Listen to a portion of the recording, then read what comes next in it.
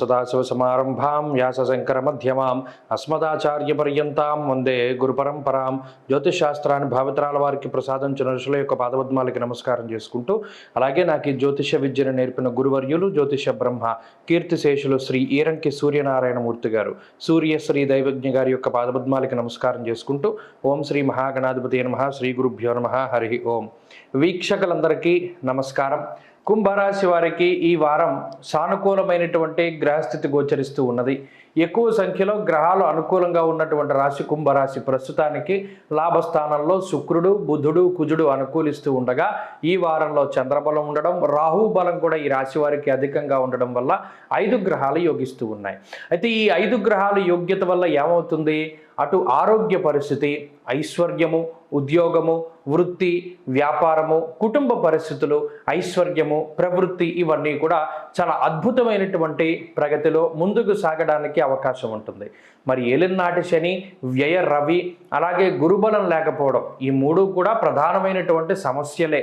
అయినప్పటికీ మిగతా గ్రహాల తాలూకు శుభ ఫలితాల వల్ల అటు ఆనందదాయకమైనటువంటి వాతావరణాన్ని అనుభవించడానికి అవకాశం ఉంటుంది. అయితే ఈ వారంలో గుర్తుపెట్టుకోవాల్సినటువంటి విషయాలు ఏంటి అంటే, శని రవి 1, 12 స్థానాల్లో సంచారం చేస్తూ ఉన్నప్పుడు స్థానచలనానికి అవకాశం ఉంటుంది. అనగా ఉద్యోగంలో కానీ వ్యాపార పరంగా కానీ ఒక స్థానాన్ని వదిలిపెట్టి వేరే స్థానానికి వెళ్ళి అక్కడ ఉండవలసినటువంటి పరిస్థితులు ఏర్పడతాయి. స్వస్థాన నాశనం చేయవ బంధురోగో ధనక్షయం అన్నది శాస్త్రం. అనగా మీ యొక్క సంపాదన ఏదైతే ఉన్నదో ఆ సంపాదించినటువంటి ధనము లేదా ద్రవ్యాన్ని అటు మీ కుటుంబ సభ్యులకి కాక ఇతరులకి సైతం ఖర్చు పెట్టేటువంటి పరిస్థితులు గోచరిస్తూ ఉన్నాయి. వారు మిత్రులు కానివ్వండి, సన్నిహితులు, బంధువులు ఎవరైనా కానివ్వండి, వారి కోసమై కొంత ధనాన్ని కానీ ద్రవ్యాన్ని కానీ ఈ వారం ఖర్చు పెట్టడానికి అవకాశం ఉంటుంది. అలాగే స్థానచలనము, ప్రయాణాలు చేయడానికి కూడా ఈ వారం గ్రహస్థితి కొంత సహకరిస్తూ ఉంటుంది. అంతేకాక కొంత బద్ధకం అధికంగా ఉంటుంది, ప్రత్యేకించి వాయిదాలు వేసుకునేటువంటి పద్ధతి. అలాగే ప్రభుత్వ పరంగా జరగవలసినటువంటి ఏ పని కూడా అంత ముందుకు సాగదు. ఉదాహరణకి ఒక చిన్న ఆధార్ కార్డులో అడ్రస్ మార్చుకుందామన్నా సరే అసలు అది ముందుకు వెళ్ళనటువంటి పరిస్థితి.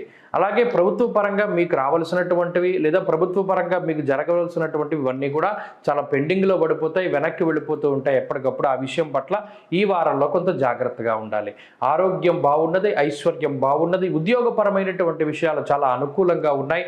అలాగే వ్యాపారము, అలాగే విద్యార్థులకు సైతం ఈ గ్రహస్థితి చాలా ఉపయుక్తంగా ఉంటుంది. దూర విద్య, విదేశీ విద్య, పోటీ పరీక్షలలో మంచి విజయాన్ని సాధించడానికి అవకాశాన్ని కల్పిస్తూ ఉంటుంది.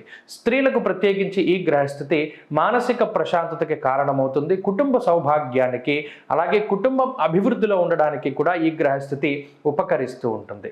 కుంభరాశి వారు ఈ వారం మరింత అనుకూలమైనటువంటి ఫలితాలని సాధించడానికై విష్ణుమూర్తి యొక్క ఆరాధన చేయడం చెప్పదగినటువంటి సూచన.